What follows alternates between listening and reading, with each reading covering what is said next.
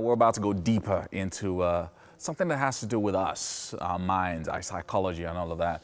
And suicide has been on the increase in recent times in Nigeria. And we thought we should have a conversation not just around that, but around issues that have to do with depression and the way we feel. And you just never know who might be suicidal around you. And hopefully this conversation with Priscilla Benjamin Olaoye should begin to give us a little bit of direction on what we need to know and how to deal with ourselves on a day-to-day basis. So glad to have you join us this morning. Good morning, Yomi. How are you? And Happy New Year to you. Yes, this is the first time we're seeing. So, sometimes, you know, you meet people who say, people bandy the word depression a lot. True. On social media. Somebody hasn't had a job for 3 months, I'm depressed. Somebody's unable to get find the perfect mate to get married to, they say I'm depressed. True. But how do we begin to define and look at the fine lines between depression, sadness, loneliness, and things like that? Fantastic. The truth is, the word depression has been wrongly used, by so many people over the years. And the fact is that there's been a lot of labeling around, that word. There's a difference between being depressed. I remember we had a conversation sometime when I said, So there's a difference between being depressed and being sad. Depression is a mood disorder and cannot be self-labeled. It has to be professionally diagnosed. Right, we have a diagnostic manual that is usually implemented before a diagnosis of depression is being made. It's called DSM-5. We were using the DSM-4, now we use DSM-5, Diagnostic Statistical Manual.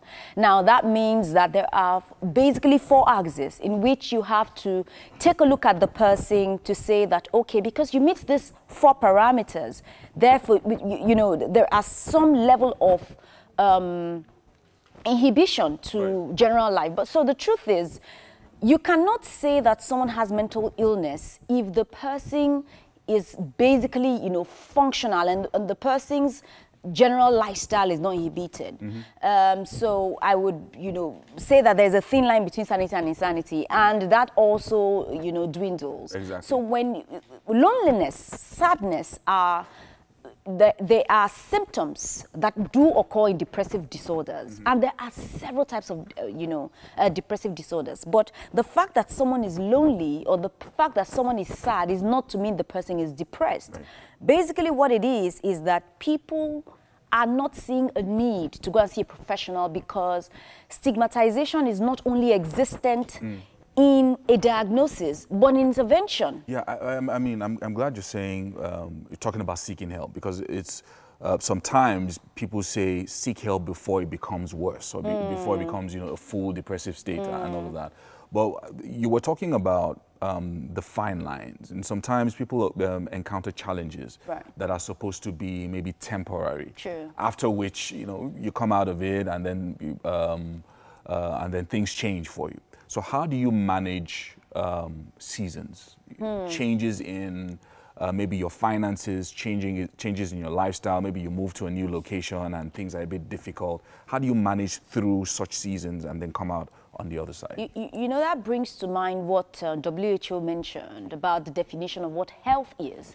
He says that health is a state of physical, social, emotional and spiritual well-being of an individual, and not necessarily in the absence of disease. Right. So a lot of times we expect to see the disease before we say someone is ill, and that's why I love your question. But in relation to mental health, it is the ability for an individual to cope with the normal stresses of life.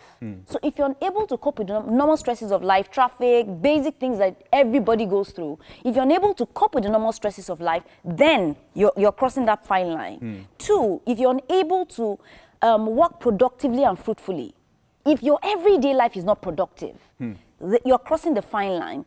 If you're unable to contribute to your community, you're crossing the fine line. So and community here could also mean home, your work environment, and all of that, and if also you're unable to realize your potential, you just feel, oh, I'm not good at anything, there is nothing I'm good at. These are the 4 parameters in which you say someone is either mentally well or, not mentally well. So at certain times in your life, you find yourself stuck in a place that you're unable to sort out your emotions. So, and that's where the issue of 5 minutes madness came about. You're unable to control your anger, you're unable to control tears, you're unable to snap out of whatever deep emotion you're feeling, or sometimes you're overly excited and you cannot even contain yourself and you behave in certain ways.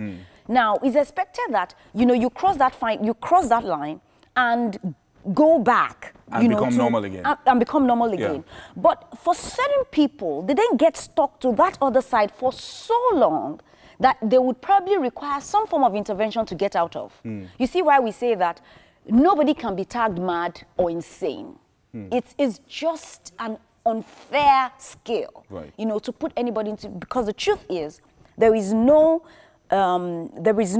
what's the word now? There's no vaccination. And I mean, it can occur to anybody. It's just being unable to, get back to what we call the collective Now, I want to ask this question. Reality. At what point would you recommend that people begin to seek help, especially professional help, when it comes to mental health? Because sometimes people feel, I can handle this. You go through maybe some kind of trauma, you say, no, I can handle this. Post-traumatic stress disorder, you feel, I can take care of this. So at what point do people begin to say to themselves, you know what, I think I need help, and then I'm going to take a step to go get help? Great. My core is preventive mental health. And I'm loving the fact that you're asking that question. When we talk prevention, it means that we're not waiting to begin to see certain symptoms before we begin to seek help. And that's why I've invested a lot into people, just the way you would go for a checkup. That's the same way you need to go for psychological assessment as part of your regular checkup. Right. Not because you have certain, because you might not, when you go for your regular checkup, you don't feel anything before it's identified that you have high cholesterol in your system. Right. Yes, so that's the same way you go for psychological assessment. It's different from a psychiatric evaluation. It's totally different. Just an assessment, a conversation just an with... assessment. Yeah. We have the general health questionnaire. It's a 12-item questionnaire that helps you know how you're coping and how you're doing stuff. Secondly, you also do not want to wait until you begin to see certain symptoms like losing interest in things that will usually interest you. Because guess what? There is also the high-functioning depression, where the person goes to work, the person is doing everything he's supposed to do, but there is a problem. So it's not until the person stops eating, stops, drawing the curtain. Doesn't get out of bed. Doesn't get out of bed. No, that's not it. I would encourage everybody to invest in, programs and materials. I, for example, provide free mental health classes, for people, and I hold that every Saturday. For people who just want to sustain that level of, sanity, in quotes. In a crazy world. In a crazy world, basically. Yeah. So there really are no symptoms that I would ask anybody to look out for. Yes, there are certain symptoms like, so in answering your general question, I mean, I've given a balance to that, but in answering your general question, you want to look at, we talk about the psychosocial model, your biological system. Do you feel differently in your body? That's biologically. Secondly, we'll look at your psychology. Are you hooked on certain emotions that you usually are not hooked on? Are you beginning to notice a change generally in your psychology and your emotions? And the last is social. Your social interactions, are you beginning to observe a change? So we talk about the biopsychosocial model. Wow. Basically. I mean, we're going deeper now, but yeah, hopefully we'll continue this conversation over the next few weeks, and even on social media as well, because I know there's people watching now who are saying to themselves, maybe I need to get an evaluation as well. Wow. We all do need to get an evaluation. Thank you so much for joining us this morning and talking about this at the beginning of the year.